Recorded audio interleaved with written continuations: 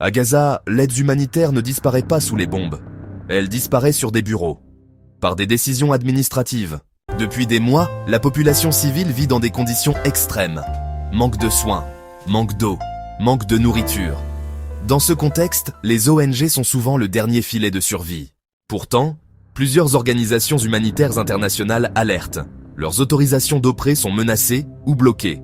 Sans enregistrement officiel, pas d'accès, pas de distribution, pas de soins. Cela signifie des hôpitaux sans médicaments, des blessés sans traitement, des familles sans aide alimentaire.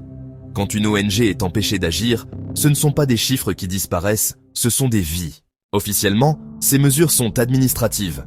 Mais pour de nombreuses ONG, elles deviennent un levier politique. Restreindre l'aide, c'est contrôler le terrain et envoyer un message aux acteurs internationaux.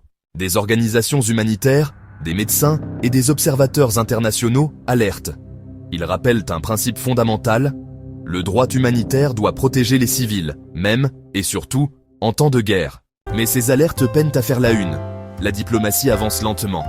Et pendant ce temps, la situation humanitaire continue de se dégrader. La question n'est pas politique, elle est humaine. Peut-on accepter que l'aide humanitaire devienne une variable stratégique?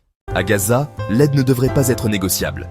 Car quand l'aide recule, ce ne sont pas les gouvernements qui souffrent, ce sont les civils. Cette situation te choque-t-elle? Dis-le en commentaire. Et abonne-toi pour comprendre les enjeux derrière l'actualité.